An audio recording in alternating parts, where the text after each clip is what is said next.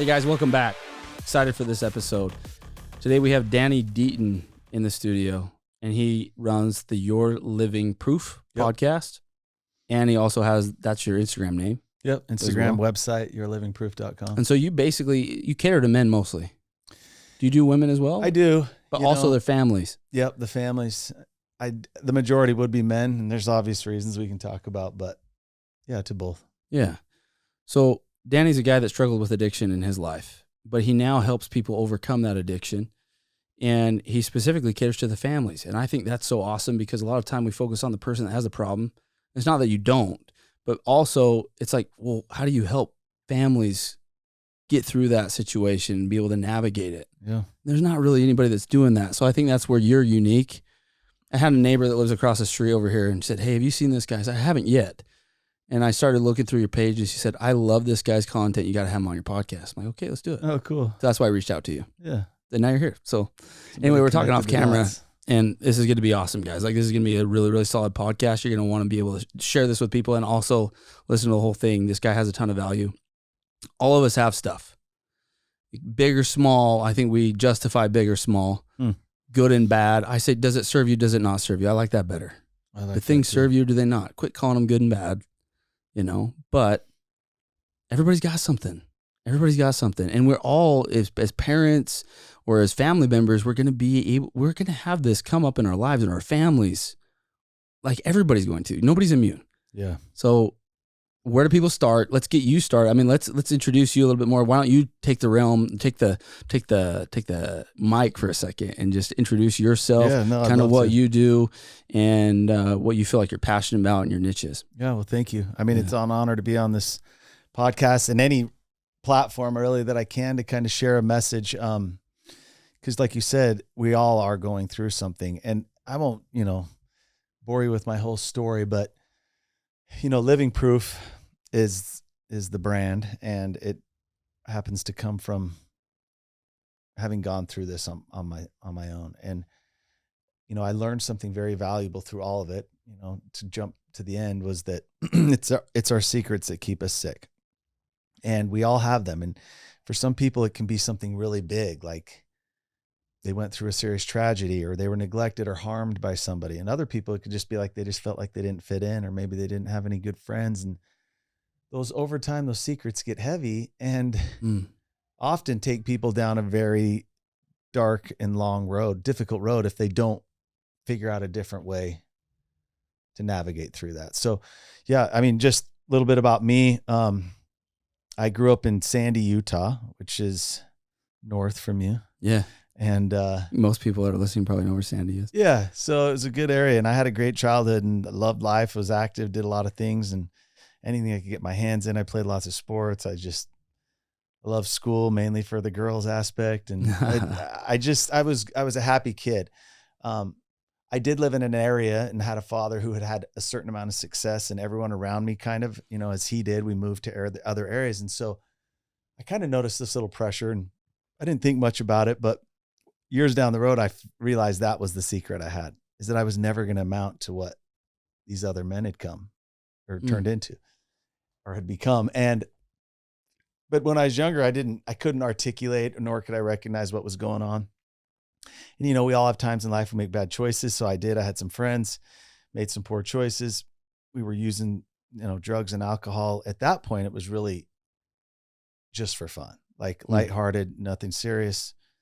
And of course, it made you feel good. That's one thing, as I go around and I get an opportunity to speak to a lot of people, especially people who don't understand that part of life, is I'm like, hey, there's something you need to know, that like people are doing this not because it feels bad, because it actually feels really good. Yeah. And not only did it feel good, but it was removing some of those unwanted feelings I had that stemmed from my secrets. So long story short, it kind of haunted my life, and it was a secret. And the things I was doing, no one ever knew about, kind of haunted my life for a long time, kept me stuck, or a better word would be sick.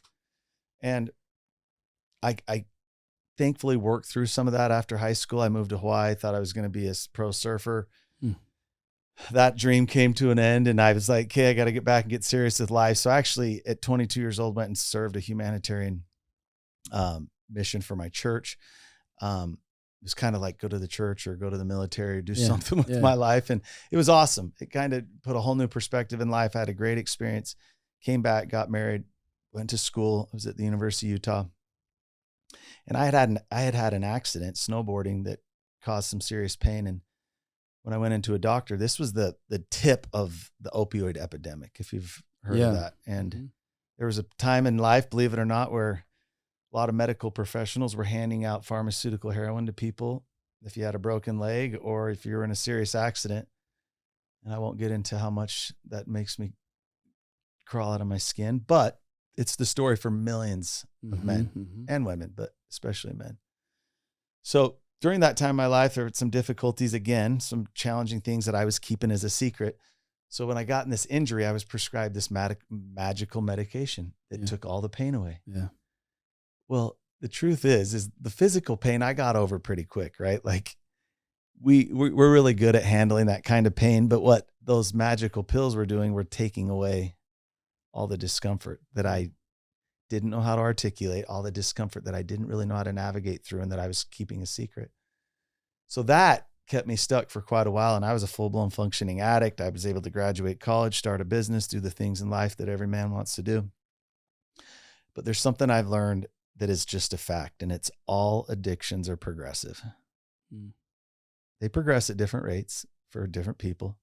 A lot of it depends on what's happening in your life simultaneously that fuels the progression of that. But they all progress. So what happens is over time you become dependent. You need more, and then you get dependent on that, and you need more. And what you're adding to your life is a whole lot of secrets and a double life. And that just is throwing fuel on the fire. And so my life spiraled out of control, and it progressed to a point that people have heard the story, and it got bad. I was in a relationship at the time that ended. I lost my home. I lost my business. I lost everything I had. And did anyone know, by the way? This is the ironic part. It's a good question. So I would say my addiction was about 8 or 9 years. And for about 90% of that, I was able to keep it a secret. Wow. It's like right towards the end where things started getting really bad. I started getting sloppy, started messing up, that people are like, hey, something's wrong, which then adds a different element of, or challenges to the situation as well. But yeah, that's the part that's really hard is people who go down these paths, they're able to do it because they become master manipulators. It's almost like what you found is so precious to you that you'll do anything at any cost to protect it. And so you can keep it hidden for a long time. But when it finally is, you can't hide it anymore. It means things have gotten bad. And it did. It got really bad for me. My dad and brother found me clinging for life in the basement of a home in Draper, Utah. I was 90 something pounds. The day before, I'd been thrown through the windshield of my own car. As a friend and I were trying to rob the drug dealers. We had nothing left. We were super dope sick. I ended up having a SWAT team bust in my house. I mean, I could go on and on and on telling you stories, but what's funny is, not funny, but there was so many years of where I was able to function, do the things I was supposed to. And then it finally caught up to me like it does everyone. But we all think it's never going to happen to us. Yeah. Never going to happen to me. I'm never going to be like one of those losers that gets in trouble. Where here I was, I had multiple felony possessions. I was a return missionary, Eagle Scout, college graduate sitting in a jumpsuit, withdrawing from heroin in a county jail, and was so sick I couldn't stop shaking, and had a cellmate who was part of a cartel gang and was smashing my head on the ground and cracked my head open. I'm bleeding out on the floor. Guards are laughing at me. And I thought, wow, jeez, I've got to this point in my life. So May 1st of this year will be 17 years, 100% drug and alcohol free. And it's been a journey, and there were different business opportunities I did. I actually got into restaurants for a while, which is the only thing I jokingly say harder than overcoming a drug addiction is the restaurant business. But I learned a lot of things, and I have now, I'm getting close. I'm in my late 40s, and I've just thought, you know what? I have got to figure out a way to do something I'm passionate about and to help other people. Yeah. And so kind of one thing happened and another thing happened, and then it kind of led me to what I do now that I'm passionate about. Yeah. An amazing story. Yeah. And I think you mentioned, I can't remember if it's on or off camera, but a lot of people don't get there. A lot of people don't make it. They don't. Let me ask you a question, if you're okay with it. There's a lot of suicides. Mm-hmm. And I can't imagine anyone going through what you went through and not thinking about suicide. Can't imagine it. Yeah. I would put a bet that you had multiple times where you thought about suicide. And that's okay. Multiple. I'm not saying that that's good or bad. It just happened. It was an experience that you had, right? Yeah. How'd you get through that? And the reason I ask that question is because I think that people have those thoughts as men. Like, we're the ones that kill ourselves the most. The most. And it's ramping up. And I just look at it and go, why are they doing it? Why are men doing it specifically more?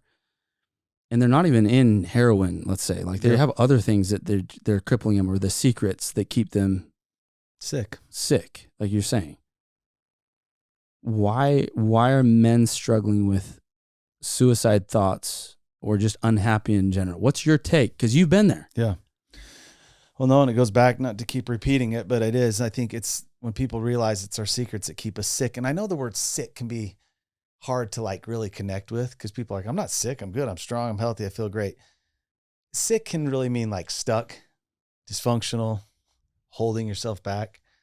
But it's the secrets that we have inside. And yes, when it comes to like mental health and addictions, men and women both struggle, but you're right. It's the men who often die quietly, right? Like the ones, because everyone gets to that point. And I actually say the ones who don't find something like drugs or alcohol to remove it, it results in suicide. Right. And I won't get into statistics, but I go to lots of different symposiums and events and stuff. And the statistics vary a little bit, but whatever professionals I've heard in the last couple of years, it's anywhere between like 350 and 500% increase in suicide just since 5 years ago. Yeah. And that number continues to increase every day, but we don't hear about it. Right. So it either manifests into an addiction. Like you said, there were so many times where I didn't want to live. I had no desire to live, but I was too scared to take my own life. So I used recklessly. I mean, there was at least a year where every day, up to 50 times a day, that should have been my last. Like the amount of drugs I was injecting into my body. Wow. You don't live through. So I wasn't trying to take my life, but I also was using in a way that I didn't care. Yeah. So it's really hard. And no one thinks it's going to get to that point. I think that's the part where I've come to realize is there's not a single man, especially men with our pride, that's like, looks at someone that got as pathetic as I did and says, that could happen to me. No, they don't. They're like, that'll never happen to me. Yeah. I will never be like that loser. And I'm referring to myself, that we fall victim to thinking that it won't happen to us. Therefore, we try to do it on our own. We try to tough our way through it. And what we really suck at is the ability to talk about how we feel. You know? Do you think that's more of a problem because we don't have a group to go to, or because it's our nature to just close up, or both? Both. There are very few resources. I mean, one group that's bringing more men together now is there's, in any state you live in, there's just a very large amount of rooms of recovery where men are getting together, basically with like pornography is kind of like the platform bringing men together. But as far as just like overall places for men to meet, no, they don't. And, there's a million reasons why. It's for sure, it's our natural tendency. Since we're little, we're told to be tough, told to knock it off when certain things happen. We're really good at saying, I'm good, I'm okay. Yeah. But it's also because there's not enough resources. Women just naturally do it. Like they find ways of getting together, and quite quickly they'll start talking about fears and insecurities. And, not all of them, but a heck of a lot more. They're better in general than we are. Yeah. For sure. I've said that. Which allows them to have a healthier life, which allows them to not be picked off or sent down these dark paths as frequently as men. But as men, we just don't do it. And I don't know. I think it's starting to change. There's a lot of good men, and I commend you for your ability to tap into it, where you have these big, strong, successful men that are now able to articulate feelings, right? I don't think our dads and our dads' dads, they sure as hell couldn't figure out how to say and describe how they're feeling, I think times were different too, where maybe they didn't struggle with as much. I think we live in such a fast-paced world where there's just so much stimulus going through us.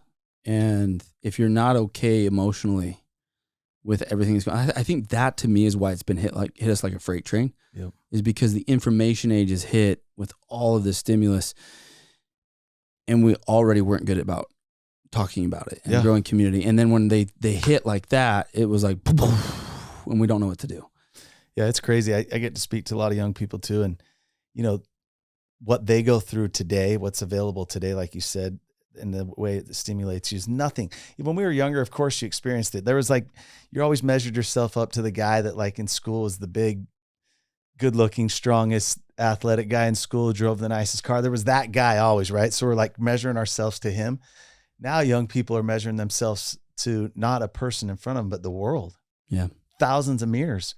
I mean, when we were younger, it's like men were drawn to. I remember the first time me and my buddies huddled around and saw Playboy magazine. It was so crazy cool. And I was like, whoa.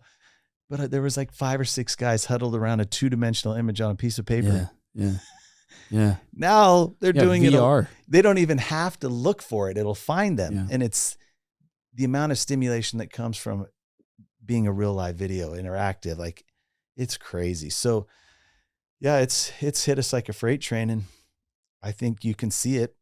People around us are falling apart. And you brought something up in the beginning that's so true is I think a couple of generations ago, people said, okay, I know that on this side of my family, I had an uncle who was an alcoholic or something. I mean, we live in a day and age now where it is every family. And if it's not their spouse or one of their own children, it's a niece or nephew that they're close to, or it's a brother or sister, where everyone is affected in a very serious way. It hits home. It hits really close to home. Yeah. And we've just got to learn to be better. And so we kind of try to create we didn't kind of try. We actually created the first of its kind program that's tailored to families. So a family that has, like, if it's a spouse or if it's a child or grandchild, a program that teaches the family, what do we do? How do we approach the situation? How do we help them? I have a question with that because we just had some friends over last night. Now, I served an LDS mission. It was a guy that I had met on my mission. We weren't companions, but we were in the same mission at the same time, and I hadn't seen him for like 12 years. He came over, brought his 4 kids, wife. They stayed the night last night, and we just had some cool mission story time, you know. And we started talking about how our family dynamics worked. Okay, getting to what you're talking about now. And both of the wives, my wife, her wife, kind of shared how, we don't like to talk about deep things. We don't like to share those things. We just kind of pretend like they don't really exist. And then me and the other guy were like, we grew up more in a guy-dominated home where we just kind of talked about things and got them out there. But what's funny is, in general, though, if we as guys talked about how in our families, we weren't very good at like being honest and open. Well, we're the guys. We were not very good about being honest and open with our friends. But in our families, we just call our brothers out and be like, dude, you're an idiot, bro. You know, we punch them, we wrestle them, and that's our dynamic. And it was so flipped, right? You think about it, it's flipped. Women outside of their families are really good at talking about all their stuff. Inside the family, they don't want to bring up any conflict. Yep. My wife has 5 sisters, and they're great, but they don't like conflict. In my family, we'll punch it out, and then we're done. Okay? Outside of the family, it's different. How do you work through, because I think some of the problem is that when we get outside of the family or in the family, we just don't bring it up. We don't know how to bring it up in a healthy way if we think there's a problem. How do you bring it up? Yeah, well, and a lot of this was just learned through experience. And I mean, I've spent years now meeting people at one of the darkest, if not the darkest point in their life. And you get to see these stories on repeat, and they're all going through the same challenges, but they're also all unaware of what to do, how to navigate it, like you said, because everyone's coming at these situations from a different angle. If you have a child, let's say that's their challenges are now manifesting in drug and alcohol and sex addiction, the mom's going to have a different reaction to it than the dad. Yeah. All the siblings are going to have a different reaction to it. Some are going to be like wanting to help. Others are going to become really resentful. You know, moms try to just bury their head in the sand and pray that none of this is real. Dads want to beat it out of them or knock it out of them. And so everyone's coming at it in a different way. Why? Because they're all being affected differently. Why do you think, because I feel some way, and maybe to wrap the two together if you can, and if not, I ask too many questions, then shove one aside. I feel like sometimes that we attach our identity to our family. I am that person, but we have no control over what they choose. And then they start to do it, and it somehow feels like it reflects on us. Yep. Why do we do that? How do we overcome it? And going back to the question, how do we confront them about it in a healthy way? We're not really, if I go and confront them, I might be angry because I feel like you're making me look bad, bro. But that doesn't come off good to them. So how do we detach, is what I'm saying, our identity to them and then lead with love and all that? Like, what's been your experience? I'm curious to know your take. Well, before, offline, we were talking about all the different resources available that give you tools in your tool belt to navigate through those situations. But I think there's really two ways. One of them's prevention. And then one of them's like, how do we help when things have become really bad? And part of the prevention side is when you're able to articulate how you feel, to be honest and vulnerable about your feelings, to be able to dig deep and do some personal inventory of your shortcomings and the things that are good and bad about you, then you kind of create your own identity, which in a way kind of separates you from, we all are just a product of our upbringing and our families, but we're also all uniquely very different and individuals. So like in our home, we try to just practice, everyone has different things, but our prevention tactic is we have a safe place in our house for our kids. And we had to start at a young age so they could learn how to use it and kind of build muscle memory of doing it. But it's safe places where we go talk about feelings and things we did wrong, things that are uncomfortable, things we're confused about, just anything where we can go and share those things that we tend to hold inside. And it's been a really powerful thing where our kids have shared some really powerful stuff with us that I don't think had we done that, we wouldn't have had that opportunity.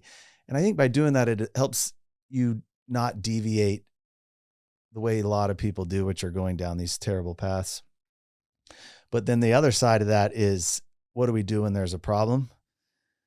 And that's the big challenge. I am a huge believer in God, and I believe there's an opposition in all things. And I think the opposition has found the most cunning and powerful way to disassemble a family.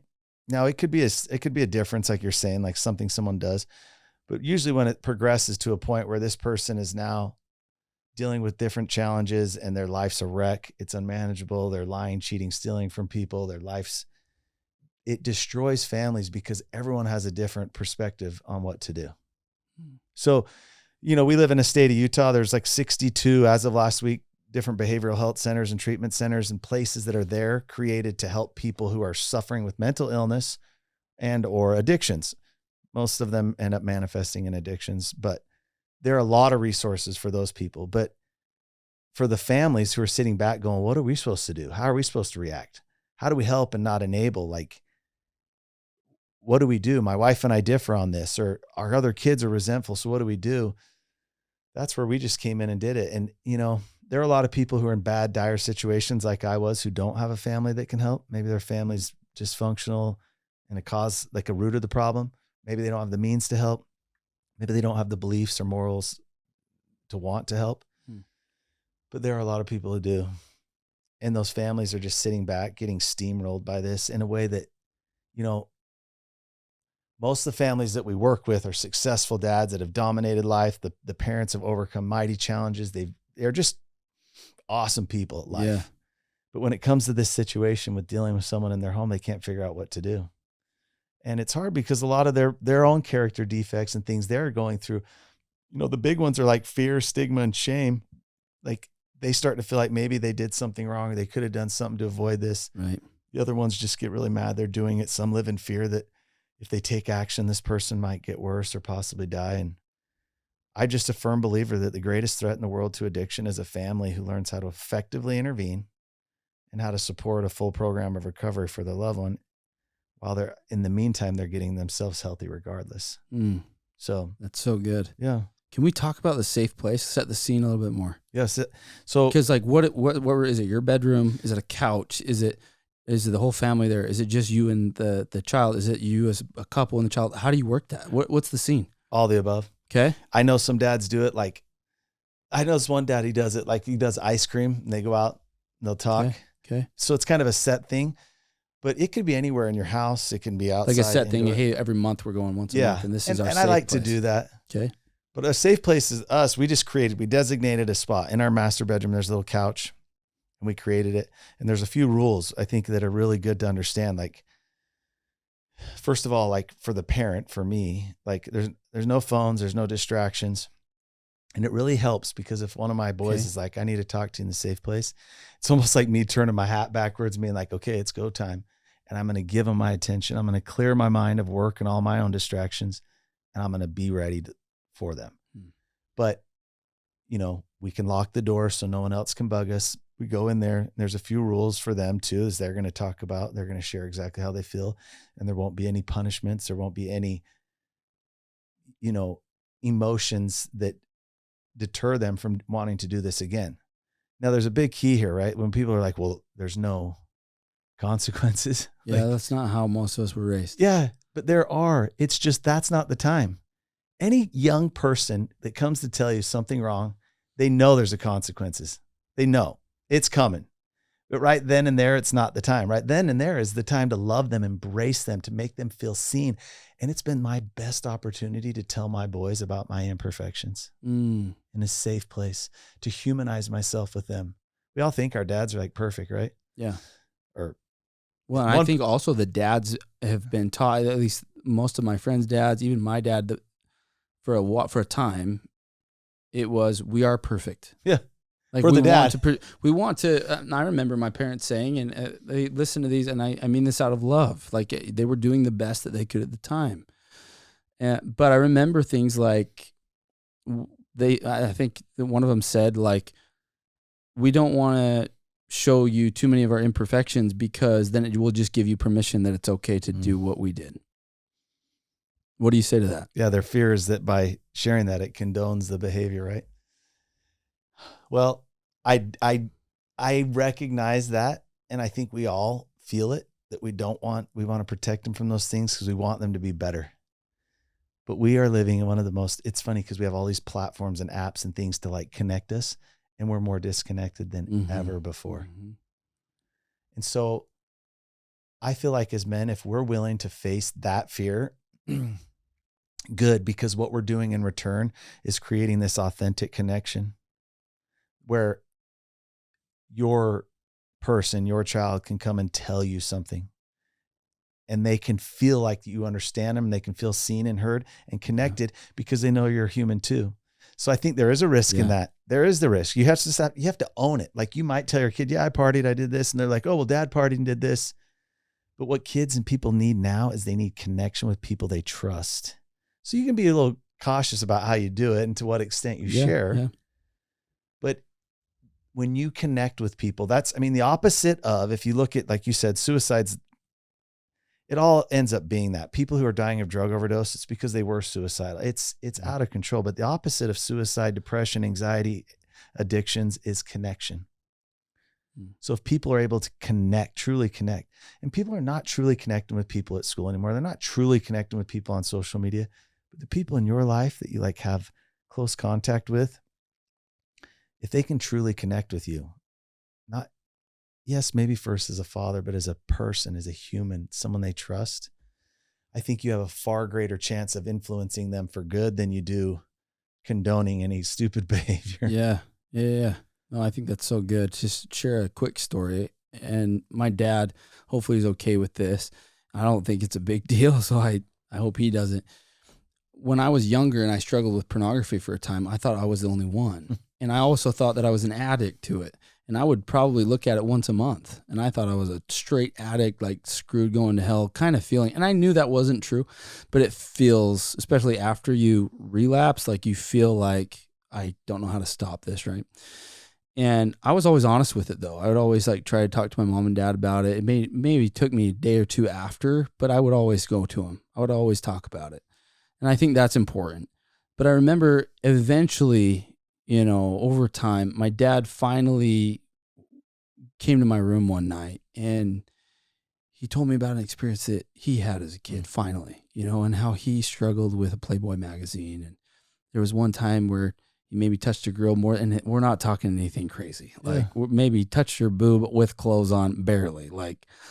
Yeah, I laugh, but in his mind, he's like, I did this terrible thing. I'm Big like, deal, yeah. Okay, and Dad, I hope that's okay. I love you, but that's what I'm trying to say.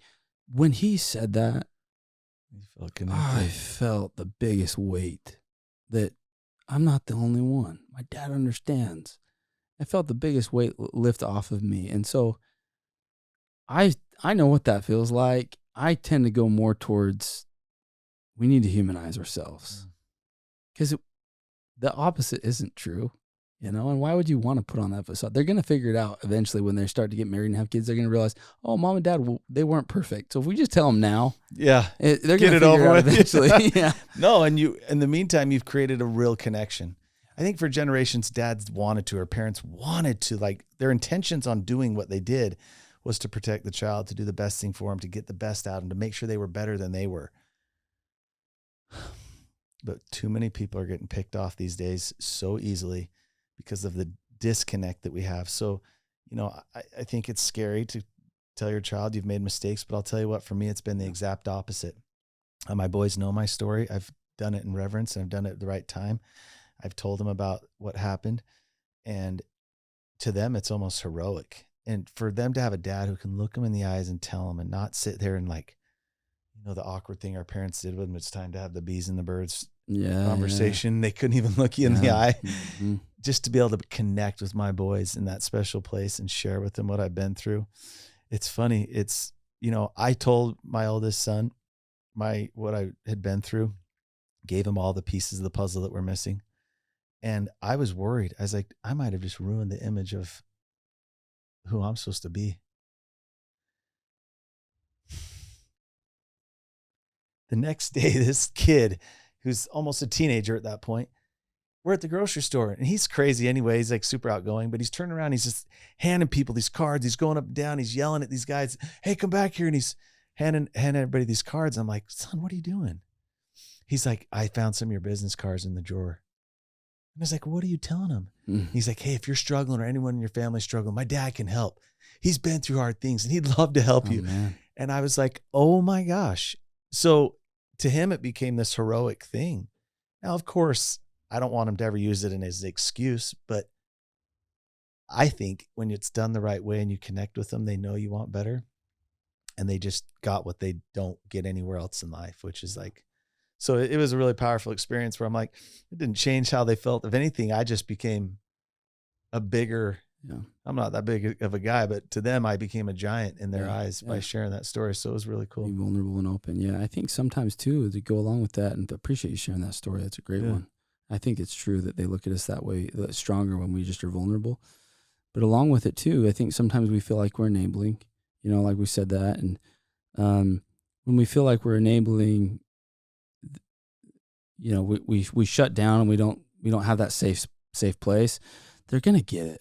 Oh yeah. Like, I think for some reason our parents thought that we can protect them, we can shield them, we can keep them away. My mom homeschooled all 6 of us boys for years. And again, Mom, I know you probably listen to this. Thank you. Yeah.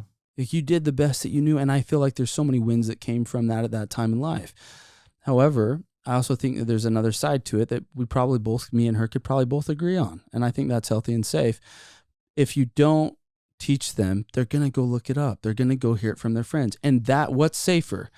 Do you want them to take the information from the internet or a friend, or do you want them to have a safe place from you where it's you have their best intention? You can ask them questions and you can filter out and give them that info. But if they don't trust you, that you're going to be able to not judge and not have a consequence and answer the question and not laugh at them or get mad at them, why would they ever come to you? They're going to go to their friend who's just going to give it that easy, or they're going to go to the internet that has no judgment.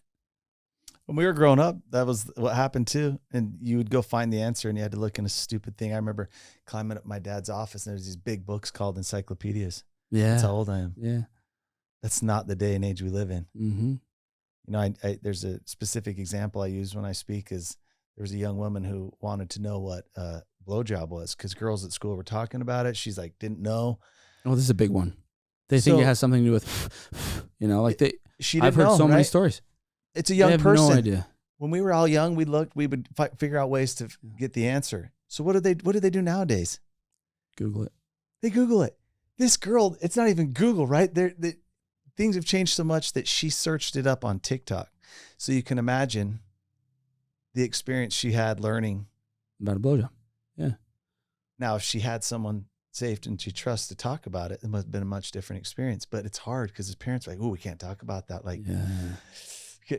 But it's a different time we live in. And I feel like people are just going to get steamrolled. And the most important thing is creating that connection. That connection is going to it's going to be like the shield that they need to face all these things in life. Yeah, because now they have somebody to be able to go to for confide in or be able to find truth. Yeah. They trust that opinion. It's a better filter than Google, honestly. Or, hey, they go Google it and they're like, I feel weird about what I just saw. God, I want my kids to come to me in that moment. And just feel like that? Yeah, I don't want them to have to hold it in. That's what I've spent the last several years of my life watching, is something like that happen, that dark feeling. Friends exposed them to porn or something, or they felt bullied on social media, something. They don't come to you. Mm-hmm. This is what they do. They just compartmentalize it, and it builds and it gets heavier, and it starts to be, it's like the monster in the room when you're little that's in your closet that's not really there, but if you don't open the closet door, it just is this, turns into this big thing. So if they have someone, they can go say, hey, you know what? I feel really bad because this happened. You might have just saved them from ending up on a path like I did from that one thing. Yeah. Yeah. I hear this floating around all the time, and I say it fairly often, is that which we resist will continue to persist. Why are we resisting it? Because we have so many stories about that thing and it makes us feel a certain way. We're resisting it. And so it continues to persist. Why? Energy doesn't speak English. We just bring it closer to us because that's all we can think about, because it has that dark feeling you're talking about. And if we would just go get out our secret, then it doesn't have that resisting factor to pull us towards it. We can't stop thinking about how it makes us feel. That's so good. And every person goes through it.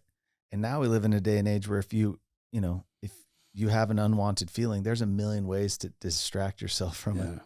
You don't even have to leave the comforts of your home to find relief and distraction from it. So it's an amazing thing. And I think people are changing. I think parents are willing to do that. I mean, having difficult conversations is awkward. No one likes to do it. Actually, on our podcast, we had one of the nation's leading sex experts, who actually is up at BYU, Brigham Young University. And how do you become a sex expert? Oh, dude. Yeah. Tammy's her name. And oh my gosh, I know who, Tammy Hill. Okay, Tammy Hill. So I grew up like a block or two away from. Oh my gosh. When Mark died, her first husband, like I was a kid. Wow. It was a traumatic thing for the whole neighborhood. But she's awesome. Yeah, Holy we had cow. her on our podcast. Holy cow. And so I had a few moms send me questions before. So I asked her, I said, hey, there's a few moms who want to know, like, when should I start talking to my kids about sex? You know what she said? As early as possible? The first night they come home from the hospital. And I was like, what? She's like, hear me out. Obviously, when they're a day or two old, they don't know what you're saying. But you get to spend a few years hearing yourself rehearse it to them. So when the day comes that they need to, you know how you feel about it. You can articulate it. You can look in their eyes without looking away and feeling uncomfortable. Love it. And I was like, whoa. And so again, you can't shelter them from it. They're going to be exposed to it in the craziest way. So if they get to actually learn about it from someone they trust and they love, then they're prepared for it when it comes. So good. Yeah. It was really cool when she shared that. I was like, wow. Yeah. And she has some amazing stuff. Yeah. Her family's great. One of her sons hit me up to help buy a home because I do real estate, and another one married somebody else I grew up with. So I know a lot of their family, and then a lot of people that are connected to their family. And she does an amazing job. Yeah, she does an amazing job. So don't wait. Have those difficult conversations now. And don't think you humanizing yourself with your kids is going to condone what they're doing. Can we say too, just use the words? The words. Just use the actual words. Can we say that on camera? Is Give them the respect of the truth. It's hard and it's awkward at first. We weren't raised that way. I wasn't raised that way. The words were swear words, even though they're not. I mean, you couldn't say dick. No. You couldn't say vagina. No. You can't say penis. Nope. You would just speak around it, sort of. You couldn't say cum. You couldn't say, I mean, these are words that some people right now are getting triggered with me saying those words. And I'm saying that's conditioning. Yeah.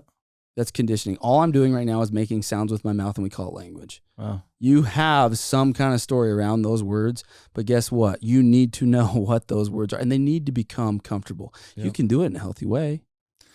You can, and if you don't, then they gain power over you. Exactly. That's exactly it. They gain power over you. Yep.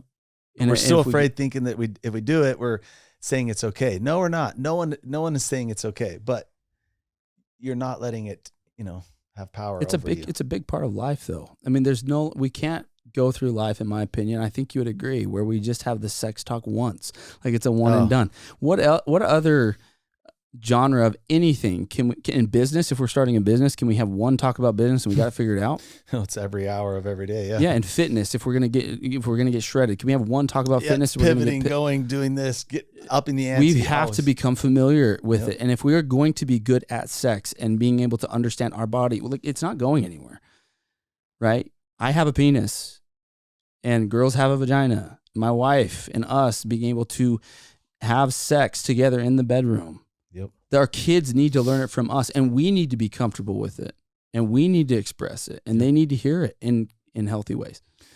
So I've spent the last several years working with thousands of people whose issues have, progressed and now manifest in serious drug and alcohol abuse, sex abuse, and the gateway drug. Like when we were younger, right? It was like marijuana. Some people, there's a lot of different opinions on what the gateway drug could be, but the I'd say I don't even care what the gateway drug is. The segue into all of these problems is sexual. The segue into all of these problems is people's exposure to pornography, trying to understand and navigate that world that it has an appeal to all of us. And no one's talking to it, but there are abundance of resources showing them what it is, what it's like. And like you said, when you were a boy and you did that and you felt so bad and so wrong, it is the number one thing. Like, so when families are like, how do we prevent this? I'm like, you better start talking about sex and pornography now. Yeah. Over and over and over. Yeah. Every week. Yeah. Because that will be the thing that gets every young person into where it sends them or where it takes them. It differs, but you just got to be proactive and have those difficult conversations. It's like 100% of guys are going to be exposed to it. 100%. 100% of them. And those who say no, they're lying. That's what I say all the time. Those that say that they haven't are just lying. They're just, Maybe not today, but. Well, I say it this way. 99% of guys are going to get exposed to pornography, and the 1% that say they didn't are lying. 100%. So it's 100% of them. And it's who learns to not let it have power over them. Yep. Because I think here's the other thing that I don't like, if I can say this on camera. When people talk about pornography, they shame it just by talking about it. The word itself. It's such a big problem. It's everywhere. 100% of guys do it. And then sometimes when guys hear that, or even women struggle with it. So when women hear that, it's even worse for them. I got to imagine, because they're not supposed to, but a lot of them do. And they struggle with it. Well, when they hear that, they go, oh yeah, and I struggle with it. Oh, and they don't hear the positive side of it. What I'm trying to say is, hey, if we make it less of a big deal, I think it has less power over us. But we also need to explain what a big deal and a little deal is. I think a lot of the old way to explain it was, look at Ted Bundy, and if you look at pornography, you are going to go to here, 0 to 60, and anybody who looks at porn goes here. Well, okay, 100% of people, we just said, like guys, are going to have an experience with it and then choose if it's healthy or not healthy. It doesn't get to here most of the time. It also, another thing that I think we need to talk about is just if it enters your marriage, it isn't just automatic divorce like some people are taught. No, you can work through it. You can talk about it. In fact, I think women in general, if we're talking about church and the way that they're raised, to think about it, we need to talk to them, our daughters, in a healthy way of, look, this is what's there, and guys struggle with this, and you need to have conversations, you can work through it. These are the signs to look out for, but help them, be with them, connect, and here's how you connect, all those things. Don't do the whole, in my opinion, if he's hiding it and this and that, then you're gone and you're going to take the kids with you and he's an idiot and all this stuff. That's what's also keeping the guys hiding it. Yeah, unfortunately, they think that's what's going to happen. Most of the conversations with young women will be, hey, go find the guy that admits that he does and what he did about it. Yeah. Go find that guy instead of the guy who never did. Yeah. Because you'll never find that guy. And then I just hear all these girls complain about how they can't find a good guy. Yeah. It's like, well, maybe they don't want to talk to you because you're consumed with the story that it's so terrible and it never can exist. And it's like, let's just bring out the secret. Well, it's been awesome. Last couple of years, I've had lots of opportunities to take young men or grown men to different recovery meetings just to kind of feel it out and see it. And there's just rooms where men are talking about it, and they've taken the power away from this word, right? Like you talked about, but they're now talking about why, like what it did for them, like what the void was that it filled. And then they're also talking about how it makes them feel, and like how it's just continually disconnecting them and putting, so they're now talking about the feelings and emotions related to it, which are the most important thing. The actual thing, porn isn't the issue. It's what's missing that's sending you to it, or what is it making you feel like that's keeping you stuck in it. So good. And all that comes again from talking and having the right platforms and places to do that. And work through it, right? Yep. Somebody told me one time the acronym BLAST. You probably heard something similar with the exact same one, but a lot of addictions or just things that keep us stuck, big or small, come from being bored, lonely, angry, stressed, or tired, and sometimes hungry. I'll just add that. It doesn't rhyme in the acronym, so I throw that out at the end. But you're compromised in some way, and usually it's emotionally, and so you're looking for a fix. And a lot of these things have dopamine hits. So we're just looking for that hit. But what you said too is we need to connect with people, and when we connect with people, we get a hit, but it's oxytocin, something different, but it still makes us feel good. It's true. Connecting, being open. Yeah. Man, we need to do it so much better, man. I know, and I hope they start doing it. I really do. And it's like, if there's like any parting words, it's like, hey, experience has taught me. I'm not the guy that's here that's like had all this success in certain areas, but I have had a unique opportunity to meet people in the trenches, like in the darkest time of their life. And we can prevent a lot of that by doing what we've been discussing, having these difficult conversations, carving out a safe place in your home. And I don't care if your kids are older or what. Just start it. Yeah, I love it. I don't care if they're grown and out of the house, start doing it with your grandkids. It changes things.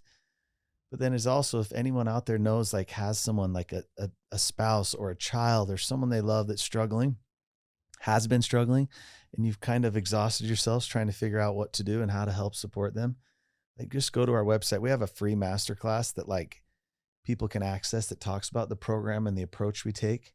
And let's highlight that for a second. If somebody has these struggles and somebody in their family, where do they go? Yeah. So go to yourlivingproof.com, and it's YOUR, Your Living Proof. And they can see a little bit about the program there, and they can access that free video. You can share that. Like, even if it's like your sister with her son or your best friend who's with their spouse, like this was made for them.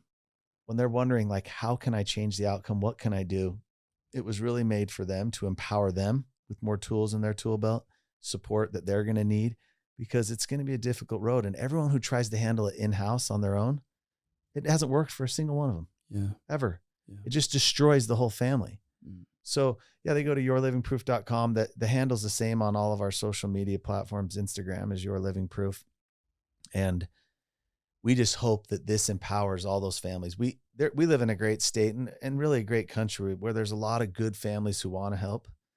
They just, no one's taught them how to do it. So this is the program that's going to empower them to like go toe to toe with the freaking monster of addiction, man. I love it. Yeah, this has been one of the best podcasts on addiction that I've ever had in this room. I really appreciate it. Thank you. It's needed. Sometimes I think about it like this way. I've had a few that have come and talked about addiction, and I ask myself the question, why do I have people come on and talk about this like fairly often? I think we've had 3 or 4. And I think I take my podcast is more self-development, right? But I just see how it keeps people stuck more than anything. Yeah.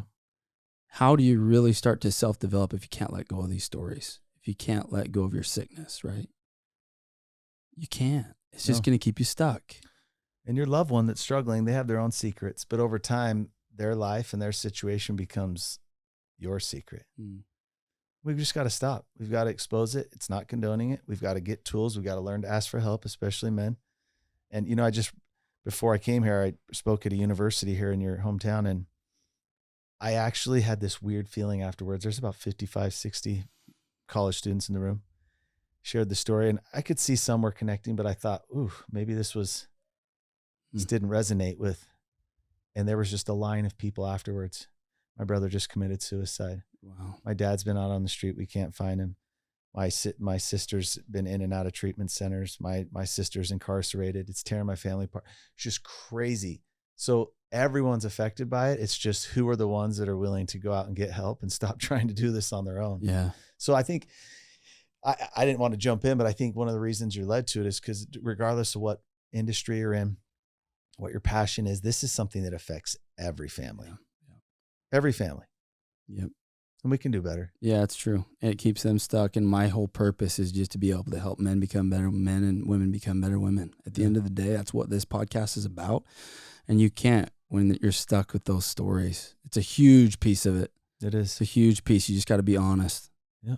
So go reach your full potential. Be awesome. Go be the best you. Yep. But you never will if you're harboring those secrets. Yep. So yeah, and that's okay. That's okay. Yeah. Just go take care of it. Thank you for bringing life to a platform that needs to be exposed a lot more. So thank you. Well, and thank you for sharing your story and being open and vulnerable, because we need to hear it, and there's not enough people that are willing to do it. So, yeah, guys, if you felt like this was valuable, go share it. Go follow this man. He's got a lot of cool stuff. If you feel like it's something for you and your family, go look at his book check it out. Go book a call with him. I'm sure there's a way to be able to book a call with you.